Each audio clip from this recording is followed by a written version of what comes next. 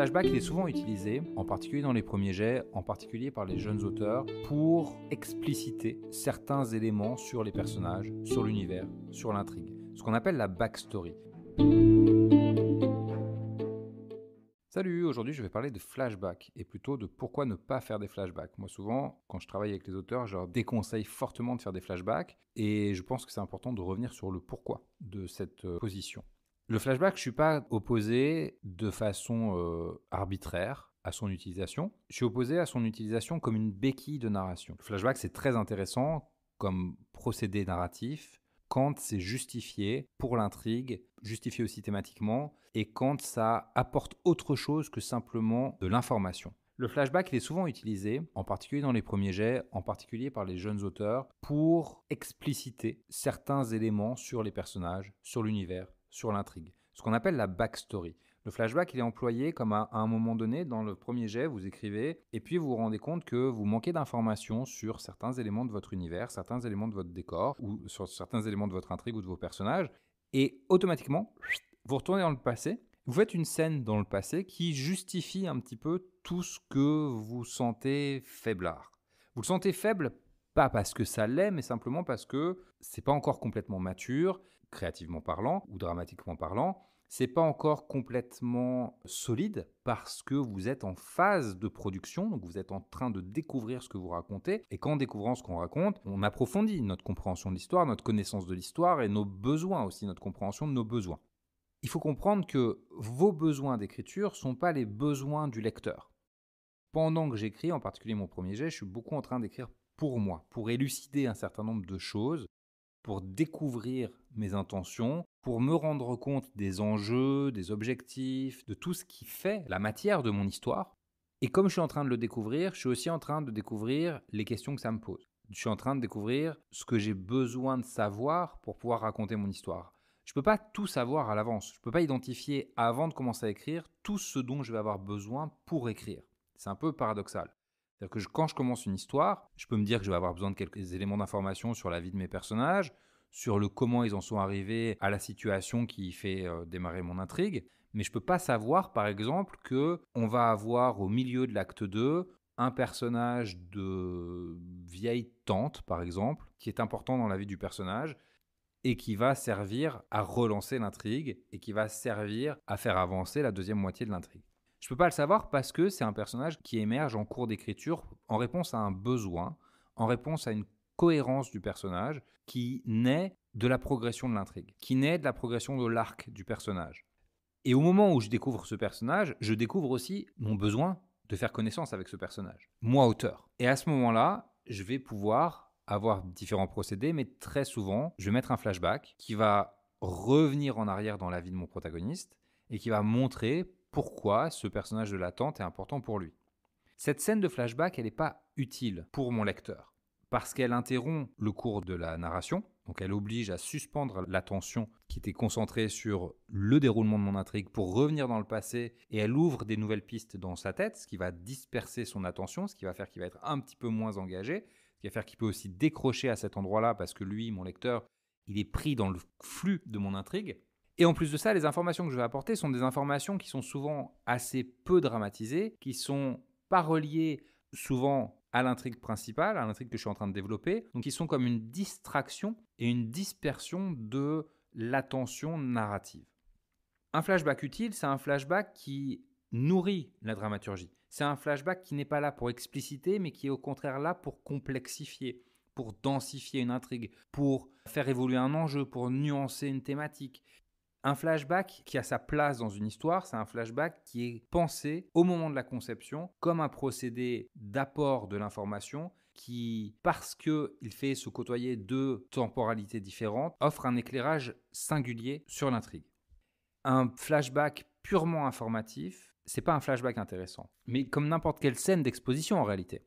Là où on va être encore plus dur avec le flashback, c'est que le flashback, comme je l'évoquais juste à l'instant, il nous oblige à une suspension de la lecture, même si dans l'acte de lecture, on n'a pas l'impression que ça s'arrête, parce qu'on est en train de continuer à tourner les pages. En réalité, il y a une suspension de la lecture. Imaginez que je suis sur une trajectoire, je roule, et à un moment donné, on me dit « Ah, stop !» Et on laisse passer un train. Donc, le mouvement est encore lieu, mais moi, mon élan, il est stoppé. et je suis obligé d'attendre que le train ait fini de passer pour pouvoir continuer à avancer. Donc c'est ce qui se passe, c'est une image qui n'est pas très bonne, mais qui reflète à peu près ce qui se passe dans notre tête quand on a un flashback. C'est-à-dire que nous, on est en train d'avancer dans une histoire, on nous dit ah, attendez une seconde, on fait passer un train devant nous, donc nous on regarde le train, on est distrait, et après, hop, on nous demande de continuer. Donc au moment de continuer, il y a cette force d'inertie, c'est-à-dire que notre attention, il faut qu'elle revienne, il faut qu'on se reconnecte aux enjeux qui étaient les nôtres avant l'interruption.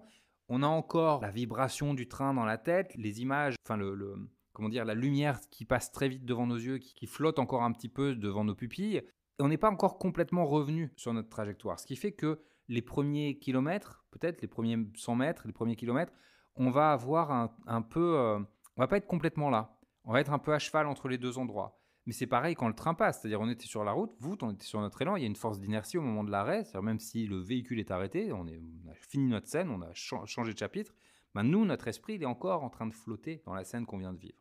Et donc on a un peu de mal à rentrer dans le flashback. Cet effort-là, il est lourd, il n'a pas l'air comme ça, mais en réalité, il est assez lourd pour la lecture. Nous, notre enjeu, quand on construit de la narration, c'est de nous assurer que le lecteur, il va être avec nous, impliqué dans l'histoire, engagé dans l'histoire du début à la fin. On ne veut pas causer d'interruption dans cet engagement. On n'a pas envie que ça fasse comme des pointillés, que ce soit hop, j'y vais, je m'arrête, attends, il y a un autre truc qui se passe, et je repars, et je m'arrête, et je repars, et je m'arrête. Non, on veut que ce soit fluide. Plus ce sera fluide, plus le lecteur sera pris dans l'histoire, plus il sera impliqué, plus il se sentira concerné, et plus son vécu, enfin son expérience émotionnelle sera riche.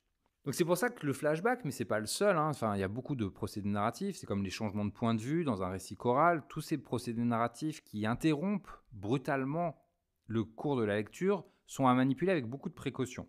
S'ajoute à ça un constat empirique qui est que souvent le flashback il est employé comme une béquille, c'est-à-dire que parce que l'auteur n'a pas assez travaillé, pas par manque de travail, mais parce qu'il n'avait pas entre les mains toutes les données de son histoire, parce qu'on découvre l'histoire en l'écrivant, même si on la structure à l'avance, il n'avait pas tous les détails dont il aurait besoin, et par manque d'informations, il va, plutôt que de s'arrêter, de sortir du texte, d'aller construire ce personnage de l'attente, et de revenir après, travailler en amont des mentions faites à l'attente, et de bien travailler la caractérisation du personnage, il va continuer son flux d'écriture, parce que lui aussi, il est dans le flux de l'action d'écrire. Donc, il va juste être entraîné par cette action d'écrire, rentrer dans le passé, se parler à lui-même sous couvert de raconter quelque chose, recueillir des informations et utiliser après ces informations dans la deuxième partie de l'histoire, ou dans la suite de l'histoire.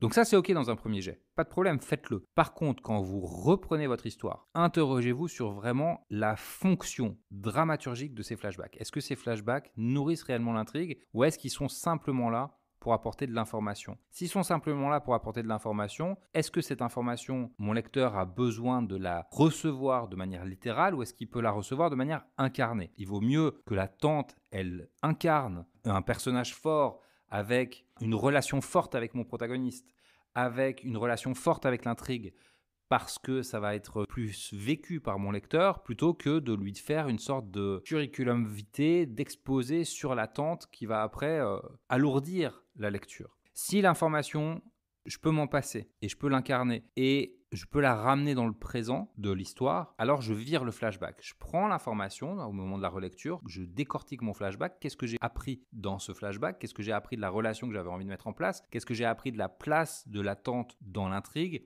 Et comment est-ce que je peux préparer cette information en amont, si je peux le faire? Et si je ne peux pas le faire, comment est-ce que je peux l'utiliser de façon vivante, sans briser la temporalité de mon récit, dans la suite de mon histoire? Ça va être les questions qui vont être importantes. Donc, c'est un peu confus là, je me rends compte que j'ai dit beaucoup de choses. Donc, on évite de faire des flashbacks purement explicatifs. C'est OK de faire des flashbacks d'exposition dans un premier jet parce qu'ils s'adressent à nous et qui nous aident à nous représenter ce qu'on veut faire. Ils nous aident à prendre conscience, en tout cas pas à prendre conscience, mais ils nous aident à faire exister et faire émerger les intentions du texte. Par contre, quand on travaille sur le texte qui est à destination du lecteur, c'est-à-dire en réécriture, on va commencer par analyser les informations que nous apporte le flashback, se demander comment on peut les intégrer dans le flux de la narration sans casser la temporalité. Parce que casser la temporalité, ça a un coût attentionnel important pour le lecteur. Ça modifie l'expérience de lecture en l'interrompant. Et que ça, c'est quelque chose qu'on veut éviter. On veut au contraire que l'engagement émotionnel il soit le plus constant possible pour le lecteur. Si vraiment on tient au flashback, il faut pouvoir le justifier dramatiquement. Il faut que le flashback fasse progresser l'intrigue, fasse progresser les enjeux, pas seulement en apportant des informations, mais vraiment en créant du conflit chez le personnage. Et idéalement, on va le justifier aussi thématiquement. Si j'ai une thématique sur la transmission générationnelle, ça a du sens de jouer sur plusieurs temporalités. Si j'ai une thématique sur la tradition, si j'ai une thématique sur l'innovation, si j'ai des thématiques comme ça qui sont liées à la question du passage du temps, à la juxtaposition de plusieurs périodes temporelles, de plusieurs époques, alors ça a du sens de faire des flashbacks. Mais je vais essayer comme ça de trouver une justification conceptuelle, c'est-à-dire une justification technique à ce que le flashback soit présent. Il n'est pas juste là parce que c'est pratique pour moi pour donner des informations hors du texte. Ça, c'est valable aussi pour les intrigues secondaires. J'ai fait un épisode sur les intrigues secondaires. Je ne vais pas faire des intrigues secondaires juste pour qu'elles soient illustratives. Je vais faire en sorte de les construire, de les structurer de façon à ce qu'elles nourrissent réellement la dramaturgie. Je vous laisse réfléchir à ça. Il y a beaucoup d'autres choses à dire sur le flashback, mais je m'arrête là. Je vous remercie beaucoup de m'avoir écouté et à très bientôt. Ciao.